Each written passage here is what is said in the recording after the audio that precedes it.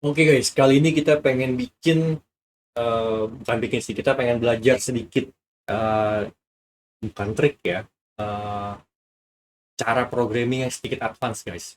Menurut gua, mungkin yang lebih jago lagi daripada gua ya kan. Nah, langsung aja deh biar kebayang yang mau kita kerjain ya kan. Kita mau membahas mengenai namanya resource controller.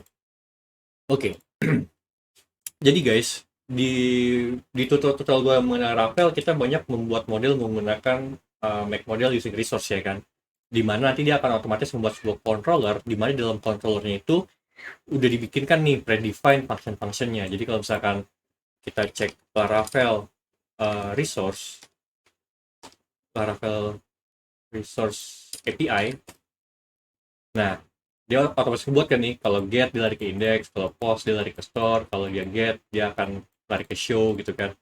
Index, create, store, show, dan seterusnya. Oke. Nah, tapi kalau misalnya kita punya 20 model, ada banyak dong si store-nya, si indeksnya. Mungkin kalau untuk store-nya bisa beda-beda, tapi indeksnya harusnya kurang lebih sama ya kan. Dia akan tarik semua data atau berdasarkan filter tertentu gitu kan. Nah, eh sekarang gimana kita caranya tidak berulang-ulang kali nih guys bikin kayak beginian. Nah, jadi kita bisa bilang di sini namanya, oh ini aja deh, duplicate. Kita duplicate namanya resource resource controller, resource controller ya kan. Nah, dia extend dari controller. Nah, ini kita hapus dulu aja buat helpernya. Bukan helper sih, namanya apa nih? Eh, Dokumentasi. Oke. Nah, tapi kan kalau misalkan, nah sehingga nanti kita di sini kita bisa extend dia dari resource controller. Masih. Nah, sehingga nanti kita bisa extendnya dari resource controller. Nah, permasalahannya adalah kalau kita extend, nah berarti kan kita nggak perlu panggil dia lagi kan nih di dalam cache controller ya kan? Sorry. Nah, ini kan kurang lebih sama nih ya kan? Akan selalu manggil all-nya gitu kan? Akan selalu manggil all-nya. Nah, terus store-nya mungkin beda. Nah, sampai bawahnya mungkin 11-12 nih. Oke? Nah, mana ya? Oh, hilang gitu. Nah, sama kan? Tapi permasalahan adalah si resource control ini kan ini nih.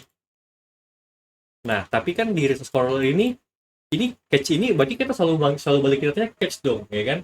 Nah, kita harus pikirkan caranya gimana supaya si model ini tuh dynamic gitu. Jadi kalau misalnya yang dibuka adalah catch controller, maka di sini catch.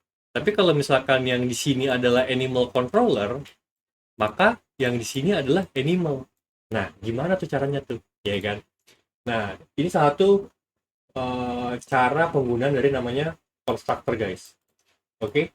Nah, jadi yang pertama di resource control ini, pertama gue bikin dulu sebuah variabel buat menampung nama modelnya. Nama modelnya apa? Oke. Nah, kemudian model inilah yang akan menjadi objeknya guys. Oke. Nah, ini update tuh gue jarang pakai, edit juga gue nggak pernah pakai. Nah, berarti show itu berarti kan dia ID kan, dollar ID. Oke. Nah, berarti dia akan balikan find dollar ID. Oke. Nah, oh sorry, karena kita mau akses ini berarti kita harus bilang this. Kita harus bilang dia this.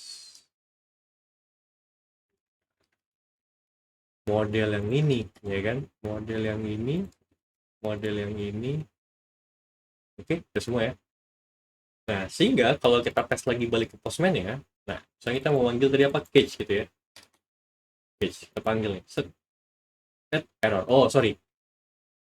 Ini udah kebentuk nih dynamic modelnya, ya kan? Sekarang kita harus parsing nih. Gimana kita kasih tahu si resource controller bahwa modelnya adalah cage, ya kan? Gimana tuh? Nah, caranya adalah kita bikin constructor, guys. Jadi kita bikin constructor. Kalau di PHP itu, nah kita bikin constructor guys. Jadi ketika controller ini dipanggil, maka kita akan set nih guys, this model, oke, sama dengan page. Sorry. Oh, nah, tapi kan catch ini nggak tahu nih, dia undefined ya kan, undefined constant ya kan. Nah, cara gimana? Berarti catch dollar catch. Nah, berarti ini adalah catch. Kira-kira gitu guys. Nah, jadi nanti kita contohnya ini animal ya. Nah, ini kita kalau kita panggil, nah dia keluar tuh guys. Jadi ketika kan jadi urutannya nih ya, urutannya dia manggil, ada request nih ke cache ya kan, berarti Laravel terima routing ke resource cache controller. Nah terus kemudian dia ngecek nih, metodenya apa ya kan, metodenya adalah get nih. Berarti kalau kita mapping metode get, dia lari ke index ya kan. Nah berarti dia akan panggil cache controller yang index. Tapi sebelum dia lari ke index, nah dia akan construct dulu nih, akan construct ke dalam model yang ada di sini. Nah modelnya sekarang adalah cache ya kan, modelnya adalah cache. Nah terus dia nyari dulu nih, dia nyari dulu nih di local functionnya, ada nggak nih function index. Nah kalau nggak ada, dia cek ke parent parent parent apa namanya, parent kelasnya ya kan, parent kelasnya dia cek, oh ini ada nih index nih, dia balikin ini. Nah sehingga kalau misalkan nanti dibutuhkan custom, misalnya di model ini, oh ini indeksnya berbeda nih dengan resource controller, it's okay, kita bisa bikin dia custom di sini. Nah kita tinggal kita override aja, tinggal kita override metodenya, this is custom method. Oke. Nah, kita override guys. Kalau misalkan kita nggak ada kepentingan override, ini kita ini saja. Sama seperti store ini nih. Ini kan sebenarnya kan juga si resource controller kan udah punya nih, udah punya store dia kan. Nah, cuman ini kan mungkin dalam hal ini store-nya berbeda nih. Kalau store-nya berbeda, kita bisa bikin baru. Nah, kalau misalkan store sama, ya kan store-nya sama nih, hapus saja. Jadi kalau misalkan kita mau bilang, berarti kita bikinnya post ya. Post name-nya, oke, kita mau create name, kita mau create kandang baru kan, post cage name-nya kandang 2, oke, kandang 2 kita set, udah jadi kandang 2 masuk ke sini nih, kandang 2 nih, cage 2 gitu. Nah itu pro tips dari gua sedikit, gua nggak tahu ya itu pro tips atau newbie tips atau basic tips atau, but that's how I manage my controller.